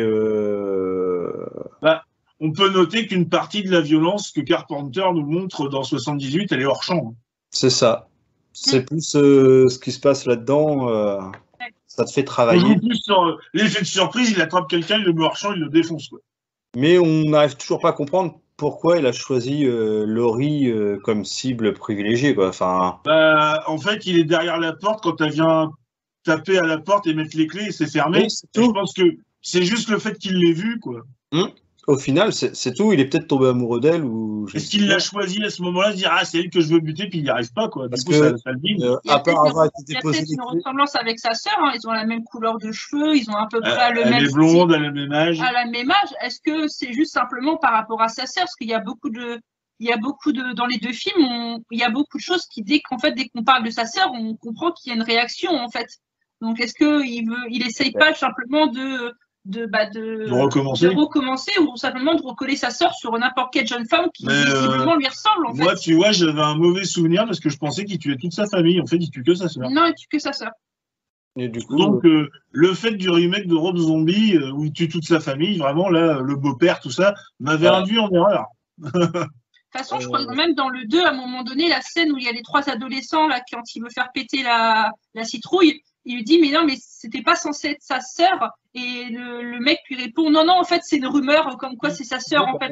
Et puis, je pense qu'il y a des corrélations par rapport au film d'avant. Et justement, sur H40, ce qui permet justement de faire table rase sur la suite donc du 2 original, du 3, du 4, du 5, ils annoncent des chiffres justement de morts. Et ça colle pas avec ce qui s'est passé dans l'hôpital. Oui. Ouais, c'est vrai, exact. Oui, ils en rajoutent. Parce que dans l'hôpital. Après, il y a un truc que tu prends pas en compte. C'est que quand Loomis lui tire, lui vide le chargeur dans la gueule, il prend 8 balles, il tombe du balcon. Mais il s'échappe, il tue combien de personnes après? Bonne question. Le temps qu'il l'attrape. Ça n'est pas dit dans le premier film. Donc, si bien il a retué 10 personnes, et là, les flics l'ont chopé. Mais ça, je vais peut-être spoil. Vous le saurez dans Kills quand vous le verrez. De toute façon, c'est comme le flic. Dans le H40, il y a le flic, là, comment il s'appelle Oui, c'est lui qui l'a arrêté. Oui, celui-là qui l'a arrêté. Il y a toujours des liens, en fait. Oui, il y a toujours des liens entre. Alors que lui, on ne le voit jamais. Alors que lui, on ne le voit jamais. Enfin, moi, il n'y avait pas de flic, en fait. Dans 78, on n'assiste pas à l'arrestation de Michael. Il ne se fait jamais arrêter. Oui, donc, en fait, c'est pour ça que je n'avais pas trop compris par rapport au flic qu'il avait arrêté, que ce flic-là avait un lien. Enfin, c'est vrai que moi, je me suis dit, il y avait pas de flic. Non, mais après, c'est vrai, il l'explique bien. Oui, c'est vrai. Mais justement, je pense que là, moi, je fais un avis global, donc je vais mélanger un petit peu. Il y a des scènes de Kills qui auraient dû être dans le H40 en amont pour mieux comprendre le pourquoi du comment. Parce que si tu n'as pas aimé le 2018, tu vas peut-être pas forcément aller voir Kills qui t'apporte quelques éléments de réponse. Si, moi j'ai bien aimé 2018. Ouais, mais imaginons que tu n'as pas aimé, parce qu'il y a des choses que tu n'as pas compris, que tu as trouvé complètement illogiques, comme le fait qu'il se retrouve en asile, tu sais pas comment. Moi j'ai pas trouvé ça illogique, puisqu'au final j'ai bien compris le fait qu'il l'avait arrêté hors champ, quoi, hors caméra, et que le film se finissait pas sur son arrestation. Voilà. Donc après, il a pu se passer plein de choses dans ce laps de temps donné, où il disparaît de notre champ de vision en regardant le balcon, et qu'il l'arrête, il peut se passer plein de choses. Il s'est peut-être même fait choper 4 jours plus tard, moi j'en sais rien. Ah bah, ça, hein, moi je n'en dirai pas plus. Moi après, je ne sais pas combien de temps il a erré, c'est évasif. Donc après, il peut rester inventif là-dessus, quoi. Un temps certain, même. Ouais, non, pas tant que ça. Mais je ne dirai rien. Et du coup, ouais, sur l'écriture des nouveaux personnages introduits dans H40, là, alors perso, j'aime pas sa fille, j'aime pas sa petite fille. J'aime pas tous les nouveaux persos, en fait. J'aime personne, en fait. Tous les nouveaux persos. J'aime pas mes frères, j'aime que moi. J'arrive pas à m'attacher à eux. Autant Laurie dans le 78, mais tu t'attaches à elle parce que elle a réellement un gros côté humain. Ça pourrait être ta petite sœur, ça pourrait être n'importe qui. Elle l'a aussi dans le 2018, elle reste humaine. Hein, parce que autant qu'elle veut en découdre, elle a quand même cette fragilité, cette psychose, cette névrose qui la ronge. Elle est très humaine. La scène où t'as Michael Myers qui sort avec le bus et qu'elle est dans la voiture avec sa petite fiole d'alcool et qu'elle s'effondre l'âme avec le pistolet dans la main. Moi, cette scène, elle m'a fait mal, j'avais mal pour elle. Quoi. Justement, c'est juste elle, c'est pratiquement la seule qui a vraiment un background intéressant. Parce que mais on te rajoute des choses de sa vie personnelle. Et ça, c'est relativement intéressant. Là, pour surenchérir sur ce que tu dis, à la limite, dans le premier film, il n'y a que elle d'intéressante comme personnage, et dans le 2018 aussi. Voilà, moi, sa petite fille... Les autres personnes sont totalement anecdotiques. Son gendre, il se fait tuer comme une pauvre merde. Hein. C'est à rien. Et d'ailleurs, même sa femme s'en fout. Même sa femme s'en fout quand il meurt. Sa fille, justement, elle voit son bonhomme se faire massacrer. C'est limite, tu lui as dit, tiens, je vais manger une pomme. Ok. Non, il y a un gros... Non, c'est vrai qu'il y a des petites erreurs comme ça qui sont faites de réel. C'est plus scénaristique, donc de scénarisation et d'écriture qui vont pas, quoi. Parce que la réal est propre. La réal est propre, oui. J'ai bien pensé, mais je me suis mal exprimé. Des effets de lumière qui sont bons. Non, les cadrages sont nickel, hein, tout est travaillé aux petits oignons. Quand il y a du sang, c'est juste ce qu'il faut. Genre les transitions de pièce en pièce, quand ils rentrent dans les maisons, elles sont bien faites. C'est ça. On les voit de la fenêtre. Justement, on se remet au point de vue du premier quand Michael regardait lui-même à travers les fenêtres, tu vois. On est au même point de vue niveau cadrage, sauf que lui, là, il est rentré dans les maisons. C'est ça. Et en fait, c'est nous qui sommes à sa place de voyeurs. Et moi, j'ai bien aimé les petites transitions comme ça. Et ils arrivent quand même à instaurer une certaine ambiance assez sombre. Oui. En se demandant, il peut peut-être sortir à n'importe quel moment derrière le fourré, derrière un bois, derrière une porte. Ah oui. Il se balade là-dedans comme chez lui. Et voilà, donc là, on est vraiment sur quelque chose d'assez intéressant au niveau de l'écriture. Voilà, à part Michael et Laurie, 2018, les persos, il n'y a rien à en tirer. Le scénario. Il faut se focaliser là-dessus, je pense, et puis enlever le reste. Elle n'avait pas besoin d'avoir une fille, ni des enfants, ni rien du tout. C'est pour l'humaniser encore plus, mais elle l'est déjà assez, en fait, au niveau de l'écriture. Le scénario se tient, la réal plutôt se tient, mais les persos à côté, un peu moins. Exact. Et par contre, là, c'est quand c'est même pas des films. Jeudi, j'étais voir Kills, comme vous le savez, j'ai fait ma petite critique vidéo. Oui, où on avait l'impression que tu allais te pendre dans ta voiture. Moi, je vous le dis honnêtement, pour moi, ils ont tué Michael Myers. Dans tous les sens du terme ou juste en général? Alors, tu veux dire l'iconisation du personnage, quoi. Iconiquement parlant, ils l'ont tué. C'est plus Michael Myers. Moi, j'ai pas reconnu mon Michael Myers de 78, de 2018, parce que pour moi, voilà, j'ai une certaine image de lui. Bien sûr. Oui. Que pour moi, c'est un tueur lent mais méthodique. Un peu comme un Jason. Sauf que Jason est plus inventif, quoi. Il ne court jamais. Il ne court jamais, il est toujours au bon endroit au bon moment. Il n'hésite pas à apparaître à un endroit, à se déplacer à un autre. C'est ça. Il joue beaucoup sur l'effet de peur que sa présence peut amener, en fait. Ah, mais moi, ça m'a fait halluciner dans certains films, dans certaines scènes. Mais c'est Flash, le mec. Ah, moi, j'ai adoré dans 2018 la scène du spot qui s'allume et qui s'éteint, qui se rapproche de plus en plus. Mais oui. Moi, j'ai bien aimé. Et la mise en scène est cool. Malheureusement, on n'a plus ce côté lent. On ne prend plus le temps de le voir agir. Moi, il y a une scène qui m'a marqué. En fait, tu veux dire quoi? C'est bourrin et c'est gore? Ouais, il y a du gore. À un moment, on voit un crâne, mais complètement éclaté. Tu vois vraiment. C'est pas en gros plan, mais t'as les mecs qui sont en train de se balader à travers des cadavres. Donc, t'as un mec qui a une tête éclatée, un autre pareil. Enfin, on est parti sur quelque chose de totalement différent. Et moi, là, il y a vraiment une scène qui m'a marqué. C'est il est entouré une dizaine de mecs. Et le gars, c'est John Wick, quoi. Il pète du mec à la John Wick. Il y va, il en pète un, il pète le deuxième à côté. Il enchaîne, quoi. En mode baston de rue, quoi. Bah, il fait pas des coups de savate, rien, mais il prend ce qui passe, quoi. Et il a un espèce de pieu, il y va. Après, il prend l'espèce de scie circulaire d'un mec. Si tu me tires un crayon, fais attention. Il n'y a que John Wick qui tue avec des crayons. Et... Non, il y a le Joker aussi. Ne touche pas au crayon. Non, avant, il y avait le Joker, désolé. Joker Prums. C'est n'importe quoi. Enfin... Bah oui, totalement, oui. Pour moi, c'est une victime à la fois. Il n'enchaîne pas les éliminations un peu comme on pourrait le faire dans un jeu vidéo, quoi. Ah non, il fait pas ça du tout. Il tue une personne à la fois, ouais. Et puis en plus, il prend un malin plaisir, il lui fout la trouille. C'est ça. Et puis là, en fait, ce genre de scène, on le retrouve 2 fois dans le film. Ah oui, quand même. Donc c'est marqué. Ouais, c'est marqué, ouais.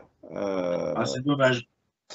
C'est vrai que c'est pas l'idée que je m'en fais non plus, d'un espèce de mec qui va aller se taper 50 guilles tout seul, alors qu'il pourrait, avec sa force physique. Oui. Mais il agit pas comme ça, il est méthodique, comme tu dis, il est froid, il est scrupuleux, il se déplace à tel endroit bien précis. On dirait presque que c'est calculé. Hein. C'est ça. Oui, Clem. Petite question, est-ce que pour vous, vous avez une hypothèse par rapport à l'évolution de la violence de Michael Myers? Parce que dans le premier, on est plus sur des scènes où il utilise vraiment le couteau, où il n'y a que vraiment ce côté-là, masque, couteau, homme, masque, couteau. Alors que dans le deuxième film, il va à la main. On est plus sur une évolution où il décroche les mâchoires, il prend un marteau. Il prend un marteau. Je trouve qu'il a une évolution dans les films au niveau de la violence qui, je trouve ça dommage qu'on ne soit pas juste contenté à homme, masse, et qu'au final, on part sur un qui casse tout, quoi. Cette évolution. Des mâchoires, et puis l'évolution sur laquelle va l'évolution de la violence, en fait. Cette évolution. C'est que depuis 2018, hein, parce que quand tu regardes les autres films, c'est quasiment que son masque et son couteau à chaque fois. Hein. Bon, il utilise quand même assez ce qu'il trouve sous la main. En général, c'est de l'arme blanche. Hein. Voilà, c'est l'arme blanche. Hein, dans la H40, c'est quand même beaucoup plus violent, en fait. Bah, en fait, le problème, c'est que ça peut s'expliquer parce que déjà, il n'a rien sur lui. Il n'a pas son masque. Couteau, en fait, qui récupère à nouveau. Une fois que dans le H40, il a son couteau, il ne le lâche plus. Hein. Dans Kills, c'est un peu ce qu'il fait. Il n'a rien sous la main, il tue un couple. À la volée, quoi. Un couple de personnes, mais il les tue, mais c'est violent, c'est gore, et il a même un côté sadique. Que t'avais pas dans les autres, quoi. Que t'avais pas. Bah, t'as un petit côté mise en scène qu'il utilise quand même, comme pour le premier avec la stèle dans. Ouais, mais il est pas sadique, c'est-à-dire qu'il prend pas son temps de faire souffrir les gens, il est plus net, quoi, en général. Il plante une vieille, et pendant ce temps-là, il est en train de planter. Il prend un couteau, il plante le bonhomme de la vieille, il prend un autre couteau, il replante le bonhomme, il reprend un autre couteau. En fait, il plante au moins. C'est l'acharnement, en fait. C'est plus un meurtre net et précis, c'est l'acharnement. C'est du gore pour du gore. C'est de la violence pour de la violence. C'est ça. Voilà, c'est méthodique. C'est ce que je dis. Moi, ils ont tué Michael Myers dans ce film. Ah ouais, ça, par contre, quand je l'ai regardé, je vais gueuler. Hein. Ça, c'est sûr. Ah bah, tu vas être très, très déçu. Je pense que cette trilogie qu'ils sont en train de mettre en place, c'est la trilogie de trop, quoi. Ouais. Après, je sais pas ce que vous en pensez. Peut-être parce que vous avez vu qu'un film, donc vous pouvez pas non plus. Bah, tu sens la fin ouverte dans 2018, puisqu'à un moment, quand il crame, on te refait un plan contre-plongée basse dans la pièce et Michael n'est plus là. Il n'est plus là. Alors, va comprendre comment il est sorti. Hein. Alors qu'il était au pied de l'escalier, donc tu sais tout de suite qu'il s'est échappé. Moi, je comprends pas. Va comprendre comment il est sorti, hein, parce qu'il y a des barres de ferraille, le truc, c'est du cadrage. Ah, bah attends, le mec, il défonce des portes blindées à la main nue. Mais c'est un bon père. Mais tout ça, vous l'apprenez dans Kills, hein, quand même. Ils ont pas fait n'importe quoi non plus. Ouais, mais bon, c'est bien que le film a dans les détails qu'on voit pas hors champ ou qui n'ont pas été révélés entre 78 et 2018. Mais si c'est pour totalement désacraliser la saga, c'est pas la peine. C'est comme si tu retirais sa machette à Jason, quoi. Exact. Ah ouais, c'est bête. Ou, je sais pas. La tronçonneuse à Massacre la tronçonneuse. Ouais, ses griffes à Freddy. Ouais, voilà, c'est ça, ouais. Ou alors, qui utilisera un autre modus operandi de crime que tu n'as jamais vu. Ça, on va dire que oui, comme tu dis, on a une image de ces personnages-là. Et quand on nous la change un peu, ils sont tellement iconiques que t'enlèves la tronçonneuse et puis la Winchester à canon scié à hache, ça passe plus, quoi. C'est plus hache. C'est ça. Pour moi, c'est trop. Et vu, on avait déjà quand même des prémices dans H40, hein, qu'on partait sur une saga qui vise certainement un public plus jeune. Je pense qu'ils cherchent juste à avoir du gore, à avoir du nouveau public renouvelé un peu. Et je ressens dans le film les côtés plus jeunes. Ah oui. Ouais. Moi, dans le 2018, déjà. C'est quoi le scénario, le pitch de départ à peu près? Michael s'échappe, traque toujours Laurie et sa famille. Enfin, là, même pas, parce qu'on n'a pas le temps de le voir traquer Laurie, parce que. Mais il est plutôt traqué cette fois-ci. D'accord. Ah, ça, c'est pas bête, ça. L'idée est pas bête. La mise en scène, beaucoup moins. D'accord. C'est la suite qui compte. Parce que on te fait revenir des personnages d'anciens films. D'accord. Mais qui n'ont aucun rapport, si. Si. Mais je ne spoilerai pas. Mais par contre, c'est pour te les tuer comme. On te les fait venir, mais bon, ça sert à rien, quoi. On t'installe des nouveaux persos pour te les faire mourir 2 minutes plus tard ou un peu plus loin dans le film. À quoi bon? Enfin, ouais. Moi, il y a plein de choses qui m'ont beaucoup déplu. Et je suis vraiment très, très, très déçu de ce Kills. Et même 2018, j'ai bien aimé, mais je le mettrai pas non plus dans mon top. Mais tu le conseilles quand même à quelqu'un, par exemple, qui aime autant Halloween que toi. Est-ce que tu le conseilles ou est-ce que tu dis non, va pas au cinéma, reste sur ce que tu connais? Il a dit la phrase clé, ils ont tué Michael Myers, ça sert à rien. Est-ce que toi tu le conseillerais? Par exemple, quelqu'un te dit je suis fan de la série Halloween. Il faut peut-être le regarder par curiosité. Est-ce que tu conseilles d'aller le voir ou pas? C'est juste par curiosité. Hein. Si tu kiffes, hein, t'es prêt à voir même le pire. Moi, je suis un grand fan. Je cracherai pas dessus. Je vais prendre un exemple là. J'aime beaucoup le personnage de Venom en comics. J'irai voir le film au cinéma. Même si tu sais que ça va pas te plaire. Même si je sens que. Tu veux juger de toi-même, quoi. Voilà, je sens que ça pue la même merde, mais j'irai voir, me faire mon propre avis. Même si je risque d'être très très déçu. Hein, mais tu seras pas en mode fanboy si c'est mauvais, tu auras ton regard objectif. Tu te diras. Là, Halloween, tu as bien vu ma réaction à chaud. Hein, voilà. Oui. Moi, je suis un peu comme toi. Hein. Je suis un très très grand fan. Comme je te dis, tous les ans, avec mon père, on se faisait les 6 premiers. Bah oui, c'est culte. Hein. Du coup, voilà, c'est culte. Quand tu as ce genre de choses, tu partages quelque chose avec quelqu'un qui tient à cœur. Bien sûr. Ça a encore plus d'intérêt. Tout à fait. Pour moi, ils ont assassiné l'icône Michael Myers. Bah, puis t'as aussi nostalgiquement, enfin de façon nostalgiquement ça se dit pas, une partie de ton enfance qui part à la cuvette des chiottes un peu aussi. Hein. C'est ça, hein, ça fait pas plaisir. Comme je disais, hein, c'est un personnage iconique, il a son mode opératoire, on sait qu'il va doucement, on sait qu'il tue une personne à la fois, on sait que... voilà. Et là, non, je l'ai pas reconnu, et bah, voilà.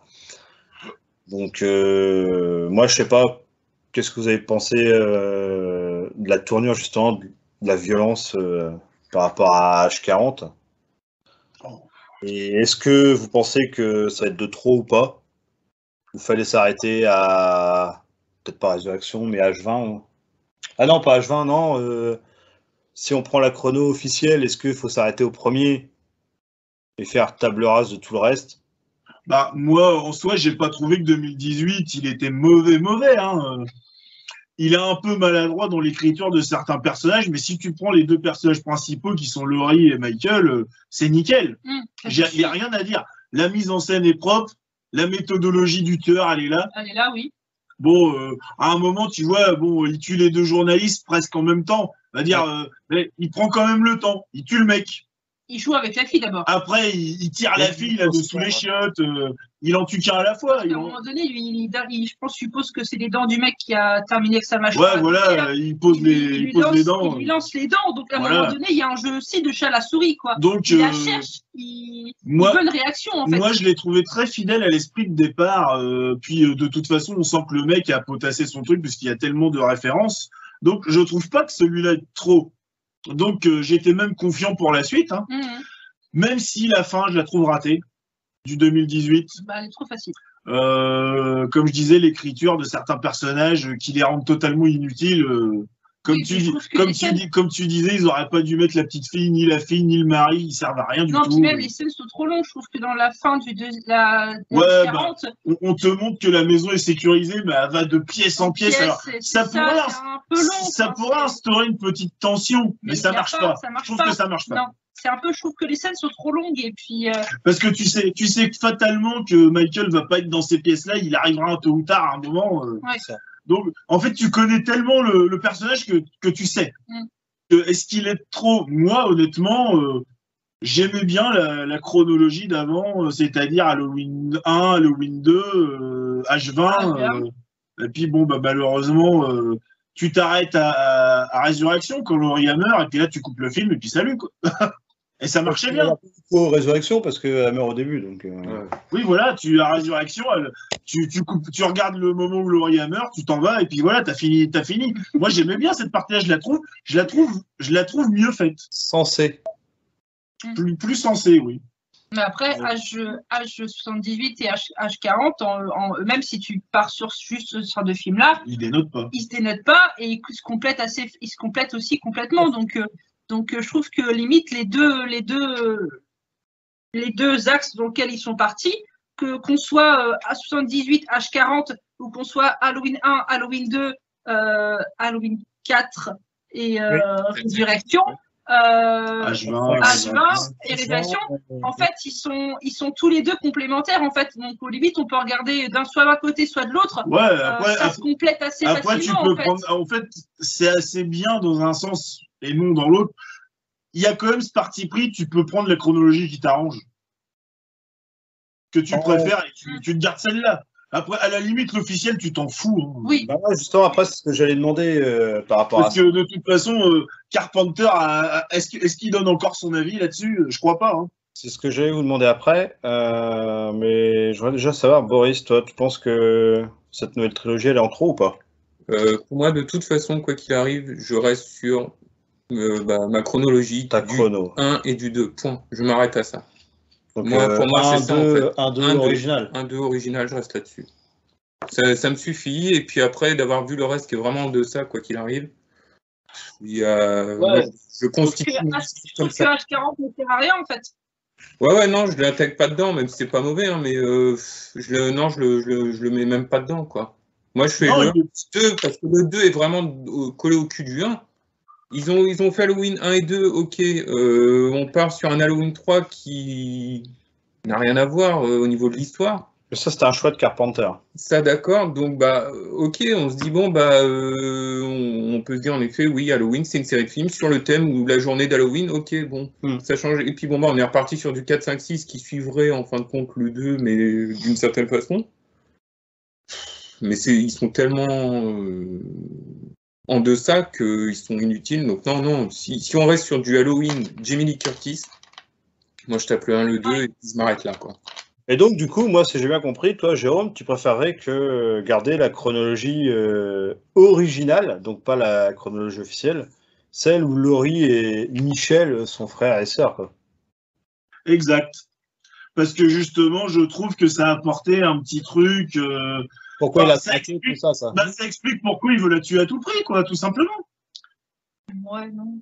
Bah si, ça explique. Mais bon, il veut finir ce qu'il a raté il y a 20 ans avant, quoi. Ouais, mais si quand tu vois le premier, tu comprends pas ça. Ouais, mais après, dans le 2, t'apprends qu'elle a été adoptée, qu'elle est pas au courant, patati patata. Oui, mais dans le premier, tout est expliqué. Dans le premier, t'as pas de bébé, t'as pas de cri, t'as pas de pleurs. À aucun moment, t'as une illusion avec une petite sœur ni quoi que ce soit. Donc, non, enfin, je vois pas l'intérêt de faire ça. C'est vrai qu'on nous montre pas de bébé au moment où il tue sa sœur dans le premier. Il n'y a rien qui fait qu'il y a un lien frère-sœur dans le film, en fait. Dans ma tête, c'est quelque chose qui est établi, franchement, depuis le deuxième film, quoi. Donc, les parents sont partis avec le bébé quelque part.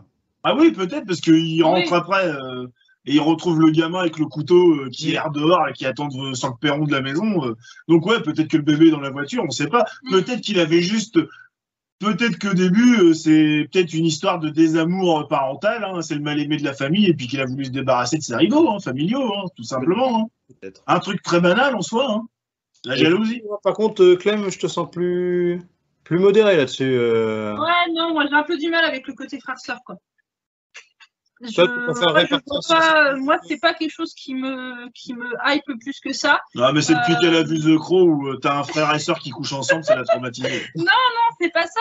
En fait, je pars simplement du principe qu'il n'y a pas besoin d'avoir ce lien-là, en fait, pour que y ait une connexion avec Laurie et puis Michael Myers. En tout cas, toi qui aimes les tueurs en série, tu me diras si je me trompe.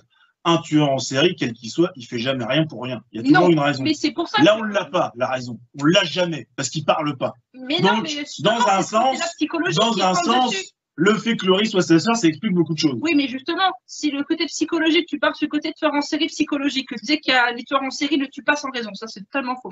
Un tueur en série, ça a sa logique à lui.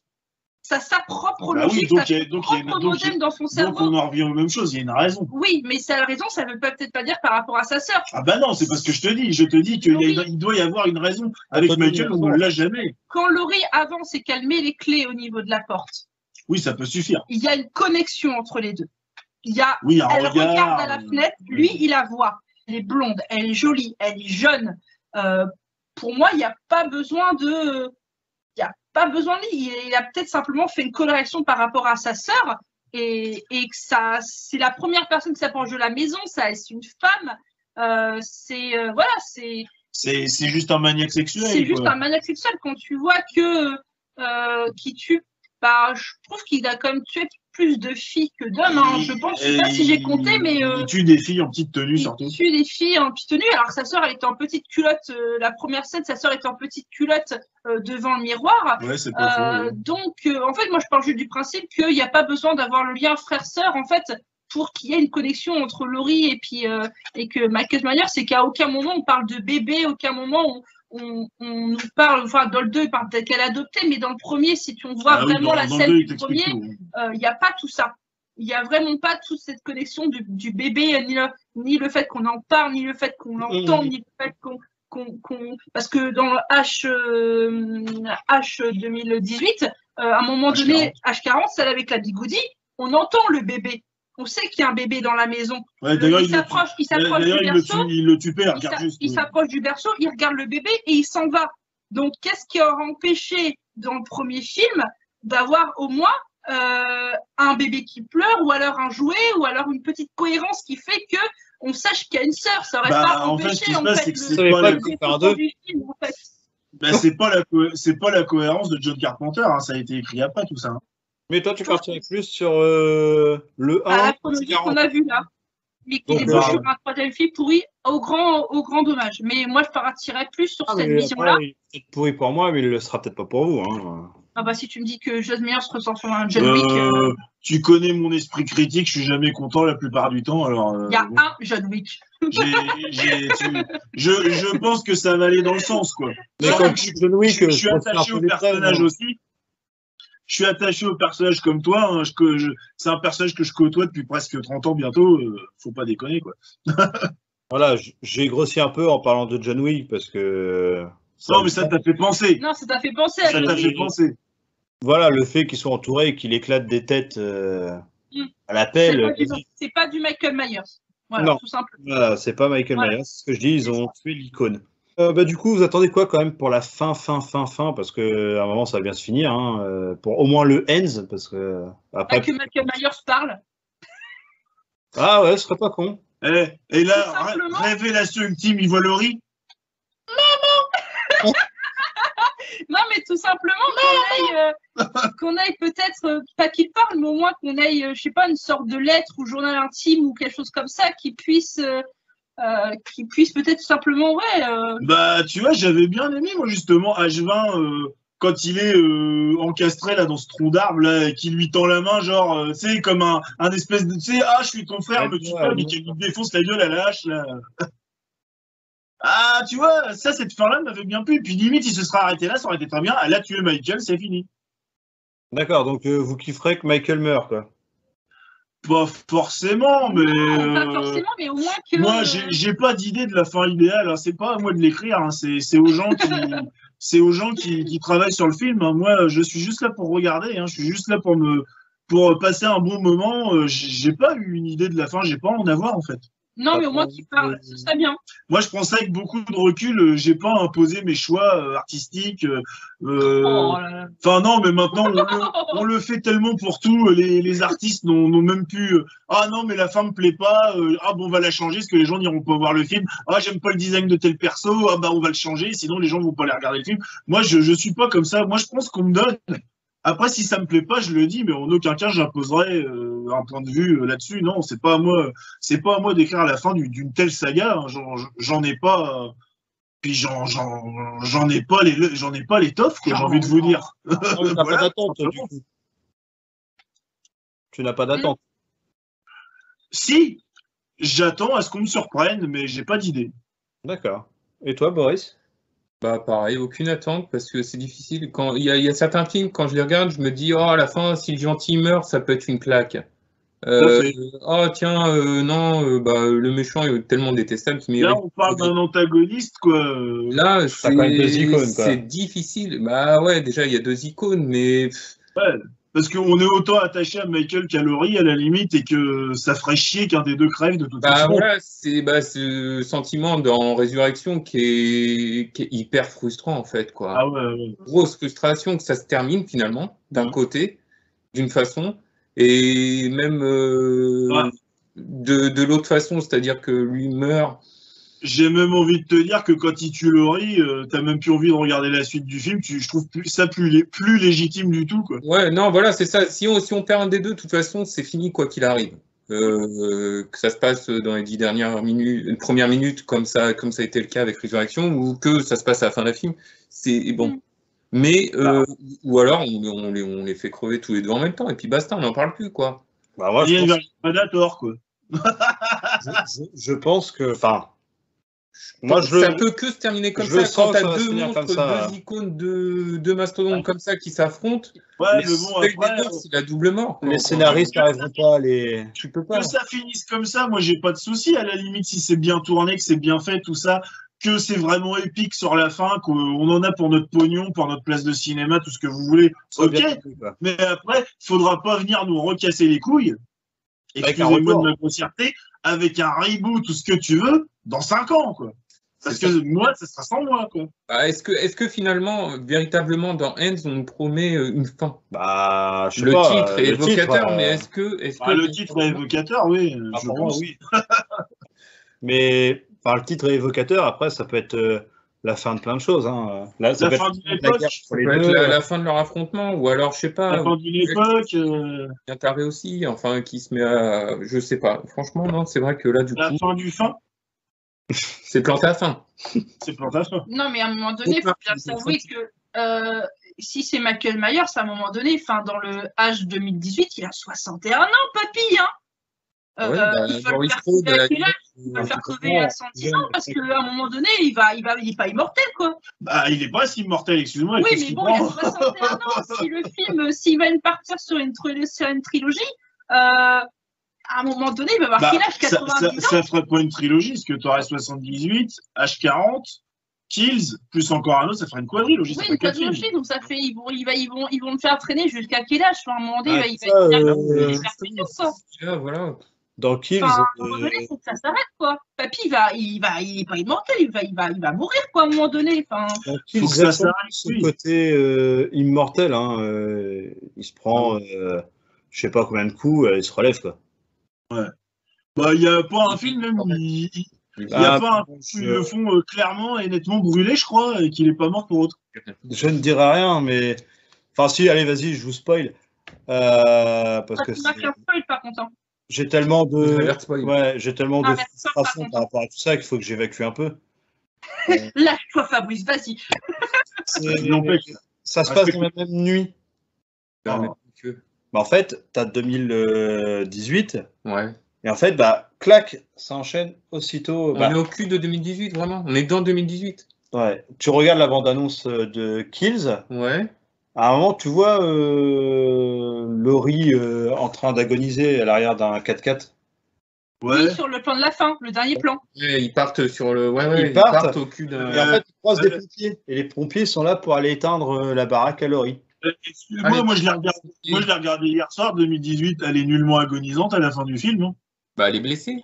Elle est blessée, puis il la porte, en fait. Elle est blessée, ils la mettent dans le camion, ils font un travelling sur les personnages, mais elle est pas comme ça, quoi. Elle est normale, quoi. Elle est assise en train de se tenir sa blessure, mais basta, quoi. Là, ça se voit pas beaucoup, mais. En train de se vider. Elle a les mains, mais. C'est. Elle m'a pleine de. Elle m'appelle la deux. Ensanglanté. Rouge, mais ensanglanté de. Je sais pas ce qu'elle a fait, hein, d'avoir des menstruations énormes, quoi. Bon, elle est en train de se vider. Elle est ménopause, elle a 61 ans. Oh, merde. Elle est ménopausée. Merde. Prends pas ton cas pour une généralité, toi. Elle est en train de se vider littéralement comme un porc, quoi. Ben oui, parce qu'il l'a blessée à plusieurs reprises. De toute façon, elle a pris des coups. Ouais, elle a pris un coup de couteau, elle a pris un chien. En fait, donc, effectivement, hein, l'abdomen, ça saigne beaucoup. Et oui. Ils sont dans l'arrière d'un pick-up qu'ils arrêtent à la fin de 2018. On sait pas ce qu'il faut. Qu'il arrête. D'ailleurs, oui. J'ai pas compris. Alors que la baraque, elle est au milieu de On est en pleine nuit d'Halloween. Non, mais... il y a personne qui passe, elle habite une impasse perdue dans le trou du cul du monde. Il y a une bagnole qui passe comme de par hasard. Chez elle, c'est quand même fermé. Bien sûr. Il y a un chemin qui passe devant chez elle. Bien sûr qu'il y a une voiture qui passe à ce moment-là. Oui, mais tu ne connais pas. Non. Les journalistes, ils viennent la voir. Vous êtes de mauvaise foi parce que, comme vous le savez aussi bien que moi, le hasard fait toujours bien les choses. Ouais, aussi. Et donc, du coup, explication simple et rationnelle. Les pompiers vont éteindre la maison à Laurie et. D'accord. Il n'y a plus Michel. Si, Michel est là. Dans la maison en feu? Dans la maison en feu.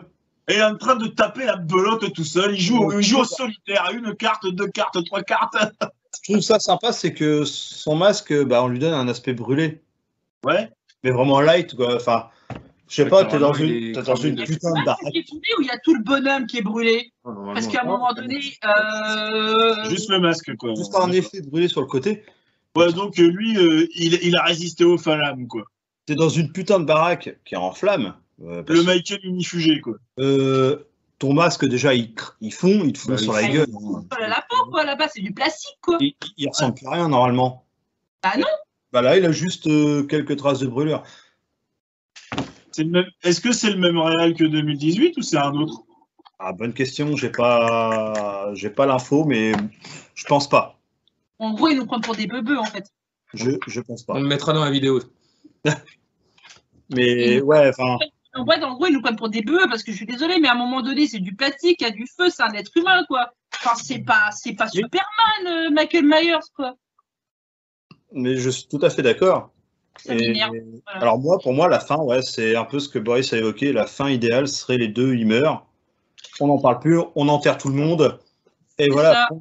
Et puis bah voilà. Et puis bah le jour où ils veulent faire du remake du machin du truc, tac, ça repart. Bah, s'ils veulent faire un reboot ou un remake, ils appellent. Ah ouais.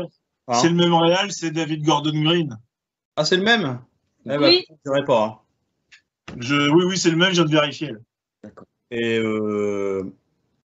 du coup, bah, ils n'ont qu'à faire, voilà, s'ils veulent faire un reboot ou quoi, ils rappellent Rob Zombie qui avait Fait ça bien. fait ça propre, bien. Bon, il avait réinterprété certaines choses, mais bon. Moi, je trouve le côté intéressant sur l'adolescence de Michael. Tu vois, c'est David Gordon Green. Ah ouais. Voilà. Ah ouais, bon, bah. C'est bien le même réal. Bon, c'est peut-être pas écrit par les mêmes personnes. Ah si, écrit par Green, les deux. Et tu sais si c'est lui qui est sur Ends ou pas? Je peux te dire ça tout de suite. C'est vrai qu'un réal, ça peut tout Je changer. pense que ça va être sa trilogie à lui, du coup, ce 2018 Kill the Ends. Ah oui, certainement. Ça va être Oui, réalisé et écrit par David Gordon Green. La trilogie, c'est lui, en fait. Voilà. C'est marrant que ce soit écrit et réalisé par le même bonhomme, quoi. C'est un peu à l'ancienne. C'est ce qui est noté sur Allociné et Wikipédia. Autant en 2018, bon, bah, ça va. Après, voilà, on sent quand même qu'il a une grosse lacune au niveau de l'écriture des personnages, quoi. Ah, totalement, totalement. D'ailleurs, c'est ce qui fait défaut à 2018, parce que sinon, le film, il passe crème. Hein. Et du coup, ça, bah, pour le côté Laurie et Michael, ça passe. Hein. On va passer à juste la dernière rubrique. Est-ce que vous avez un opus préféré, un opus que vous détestez sur l'intégralité de la saga? Moi, mon préféré serait le premier. Ouais. C'est bête à dire, mais bah, c'est la naissance du monstre, quoi. Et il y en a un que tu détestes plus que tout? Le 3. Ah ouais. Et du coup, Jérôme, toi, il y en a un que tu préfères dans le lot? Bah, bien sûr. Le premier? Bah oui. Bah oui, la base. Et celui que tu détestes le plus? J'ai vraiment détesté Halloween H20 Résurrection. Pour son début que je trouve totalement inepte. Envoyé sur les roses, mal torché, vite fini, c'est ni fait ni à faire, c'est n'importe quoi. C'est balancer, c'est balancer de la confiture au cochon. Et je crois que quand je l'ai regardé, j'étais vraiment en colère en fait. Et d'ailleurs, je vais vous avouer, hein, j'ai pas fini le film. Je l'ai arrêté au moment fatidique. Voilà, j'ai fait oh putain, vas-y, j'arrête cette merde tout de suite. Quoi. Ouais. Ok. Limite, même les plus mauvais épisodes qui avaient été faits avant, bah, je les ai trouvés moins crachat au visage que celui-là. Celui-là, c'est un crachat au visage pour moi. Qui passait quand même dans les précédents, il y a certaines choses qui apportent un peu de quoi. Ouais, ils n'ont plus rien à voir avec les deux films de départ. Ils se détachent un peu, mais il y en a qui passent. Hein. Et du coup, toi, Boris pareil, moi je reste sur le 1 en préféré et ce fameux Résurrection qui. Ah, pire que le 3? Ouais, parce que moi le 3, il n'y a rien à voir, mais c'est du début à la fin. C'est-à-dire que voilà, Résurrection, il a rien à voir, mais ils ont essayé d'y attacher un lien et de. Ouais, même. Et surtout, il y a Michael Myers, mais qui n'a rien à voir. Le 3, finalement, on ne peut pas le détester. On peut ne pas l'aimer parce qu'il nous sort de Michael Myers, mais au moins, bah, il ne maltraite pas la licence comme Résurrection, pour moi, l'a fait, quoi, de toute façon. Je suis d'accord avec toi. D'ailleurs, je crois que le 3, il est hors chronologie, c'est ça? Ouais, c'est un hors-sujet, quoi. Ouais, il est à part, quoi. Comme les deux Drop Zombie, hein, qui sont des reboots.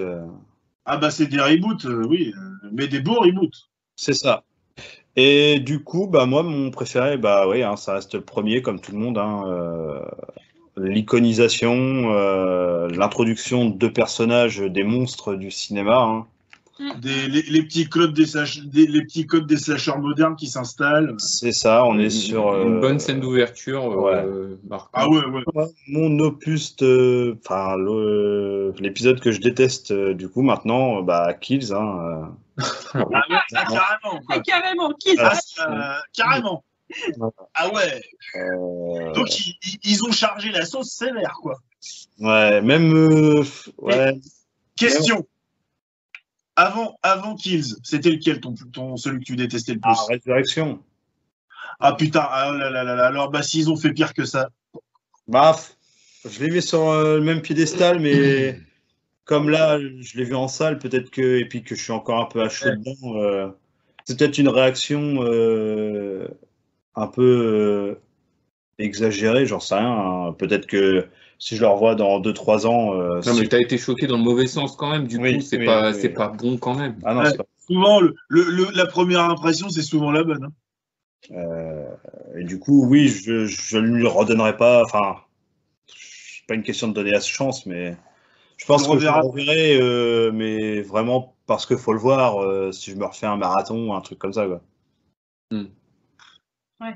Si tu te refais ce marathon-là, si le Hens te déçoit pas, si le Hens me déçoit, je tire une croix sur la trilogie H40 et je m'arrêterai à H20 quoi. Ouais. Je regarderai même pas Résurrection, je m'arrêterai à H20 et en tout cas voilà, enfin grosse frustration par rapport à Kills.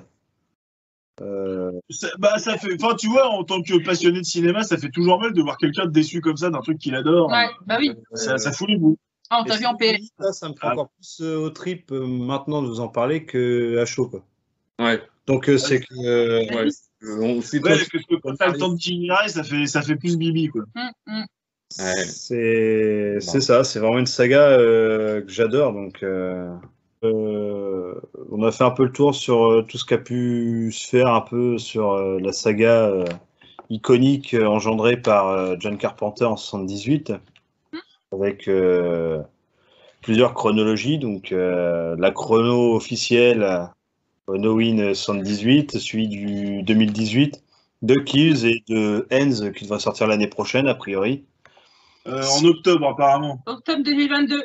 D'accord. Ouais, si. Pour Halloween. C'est fort poussé. Voilà, donc je pense que son nom veut bien dire tout ce que ça veut dire.